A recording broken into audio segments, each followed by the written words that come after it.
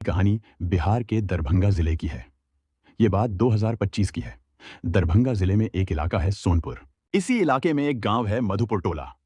इसी गांव में एक स्कूल में राजेश कुमार ठाकुर ने बीपीएससी पास कर मास्टर बनने का सपना पूरा किया था।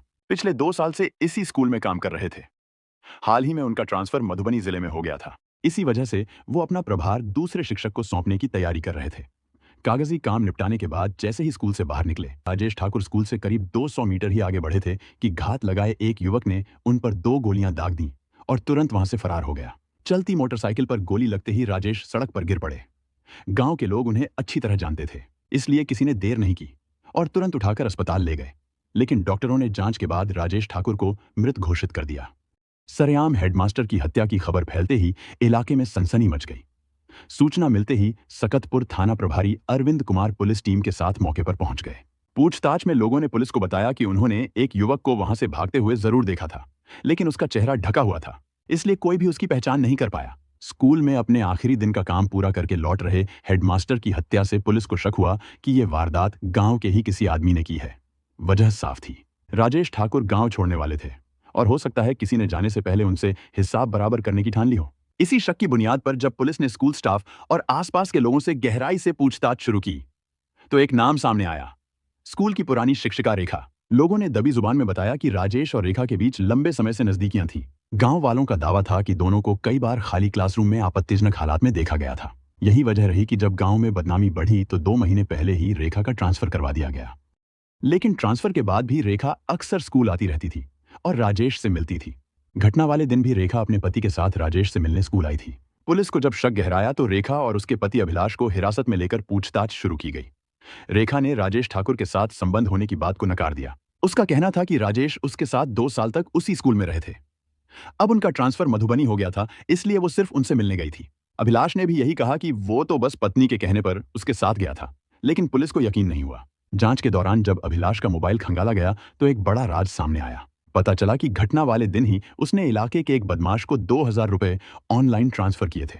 जब पुलिस ने इस लेन देन पर सवाल उठाए तो अभिलाष कोई ठोस जवाब नहीं दे पाया। इसके बाद पुलिस ने सख्ती दिखाई। पूछताछ के दबाव में आखिरकार अभिलाष टूट गया और सच उगल दिया। उसने कबूल किया कि राजेश ठाकुर पर हमला करवाने की सुपारी उसी ने दी थी। करीब 50,000 रुपए देकर उसने बदमाश को राजेश के हाथ पैर तोड़ने और मोबाइल छीनने के लिए कहा था, लेकिन बदमाश ने प्लान बदल दिया और सीधे गोली मारकर उनकी हत्या कर दी। मोबाइल छीनने और हाथ पैर तोड़ने के लिए सुपारी देने की बात सुनकर पुलिस खुद हैरान रह गई। गहराई से पूछताछ की गई तो असली वजह सामने आ गई।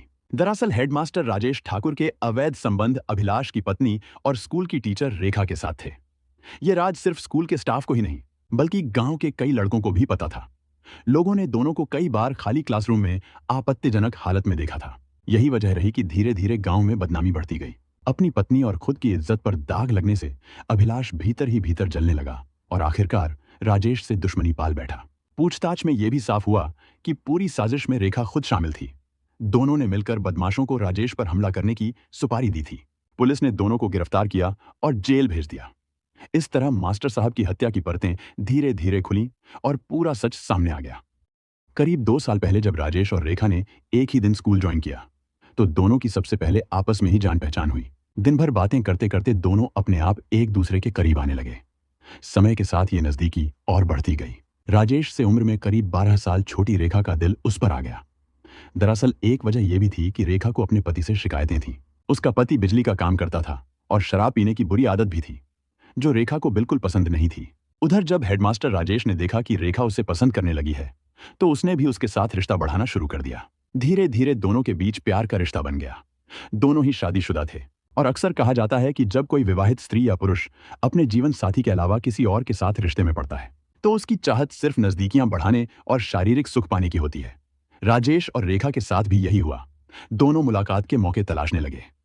पहला प्लान तो यही था कि रेखा राजेश को अपने घर बुला लेगी, लेकिन पास पड़ोस में लोग रहते थे, इसलिए यह करना मुश्किल था। राजेश के घर जाना भी आसान नहीं था, क्योंकि वहां उसकी पत्नी हमेशा रहती थी। ऐसे में दोनों का अकेले मिलना नामुमकिन था। इसका नतीजा यह हुआ कि एक दिन दोनों ने प्लान बनाया। स्कूल में बच्चे वैसे भी कम आते थे और आधे तो रोज एब्सेंट रहते थे। स्टाफ के कुछ टीचर्स भी अक्सर सिटी में रहते थे या छुट्टी पर रहते थे। तो उन्होंने सोचा कि जिस दिन स्टाफ नहीं आएगा उस दिन सिर्फ 2-3 बच्चों को एक क्लास में बैठाकर पढ़ाई का फेक ड्रामा करेंगे। ऐसे करके खाली हुई क्लास को वे अपने पर्सनल यूज के लिए इस्तेमाल कर सकेंगे। मौका उन्हें जल्दी नहीं मिला, लेकिन धीरे धीरे मिलने का सिलसिला बढ़ गया। जिस दिन भी मौका मिलता, वे या तो बच्चों की जल्दी छुट्टी करा देते या फिर कुछ बच्चों को एक रूम में बैठाकर दूसरे रूम में चले जाते और अपने प्राइवेट मोमेंट्स में खो जाते। लेकिन ये सब कब तक छुपा रह सकता था? एक दिन राजेश और रेखा पूरी तरह अकेले थे और अपने काम में मग्न थे कि बगल वाली क्लास में दो बच्चों का झगड़ा हो गया। कुछ बच्चे टीचर को बुलाने हेडमास्टर के रूम में गए। वहां कोई नहीं दिखा तो उन्होंने दूसरे रूम में देखा और तभी राजेश और रेखा की प्राइवेट स्टोरी बच्चों के सामने खुल गई। खबर जल्दी ही पूरे गांव में फैल गई और यह चर्चा का बड़ा टॉपिक बन गया। खबर अब धीरे धीरे गांव वालों तक पहुंच चुकी थी और इसका अंदाजा राजेश और रेखा को बिल्कुल नहीं था। लेकिन उन्होंने बच्चों को एक रूम में बैठाने की जगह यह चाल चली कि छुट्टी समय से पहले कर दें और अपना काम शुरू कर दें। लेकिन गांव के कुछ लड़के, जिन्हें पहले ही राजेश और रेखा की लव स्टोरी की खबर लग चुकी थी, समझ गए कि छुट्टी जल्दी करने का असली रीजन क्या है। तो एक दिन जब दोनों ने बच्चों की छुट्टी टाइम से 1 घंटे पहले कर दी, ये लड़के दबे पांव स्कूल में पहुंचे। और फिर क्या था, उन्होंने राजेश और रेखा को आपत्तिजनक सिचुएशन में पकड़ लिया। इस घटना के बाद गांव में हल्ला मच गया और खबर रेखा के पति अभिलाष तक भी पहुंच गई। इसके बाद पति पत्नी के बीच विवाद शुरू हो गया। लेकिन रेखा अब पूरी तरह राजेश की दीवानी हो चुकी थी। पति के साथ झगड़े के बावजूद उसने अपने कदम पीछे नहीं खींचे। उल्टे वह राजेश से शादी की बात करने लगी। शादीशुदा राजेश सिर्फ मस्ती के लिए उसका साथ ले रहा था। शादी के बारे में उसने कभी सोचा भी नहीं था, इसलिए उसने रेखा को टालना शुरू कर दिया। इसी बीच हेडमास्टर और एक टीचर के बीच की ये लव स्टोरी शिक्षा अधिकारियों तक पहुंच गई। इसके बाद रेखा का तबादला कर दिया गया। लेकिन तबादले के बाद भी रेखा अपने प्रेमी से मिलने स्कूल आती रही, जिससे पति के साथ उसका झगड़ा और बढ़ गया। इसी बीच रेखा से छुटकारा पाने के लिए राजेश ने अपना ट्रांसफर अपने गृह जिले मधुबनी में करवा लिया। यह खबर रेखा तक पहुंचते ही वह गुस्से से भर गई। उसे समझ में आ गया कि 2 साल तक अपने शारीरिक सुख लूटने के बाद अब हेडमास्टर उससे दूर होना चाहता है। रेखा जानती थी कि राजेश के मोबाइल में उसके कुछ प्राइवेट फोटोज हैं, इसलिए उसने सारी बात अपने पति अभिलाष को बता दी। इसके बाद अभिलाष ने राजेश का मोबाइल छीनने के लिए एक बदमाश को 50,000 रुपए की सुपारी दी। लेकिन बदमाश ने प्लान बदल दिया और सीधे राजेश की हत्या कर दी। पूछताछ के बाद रेखा और अभिलाष को गिरफ्तार कर जेल भेज दिया गया। अब उनका केस अदालत में चल रहा है और जांच जारी है।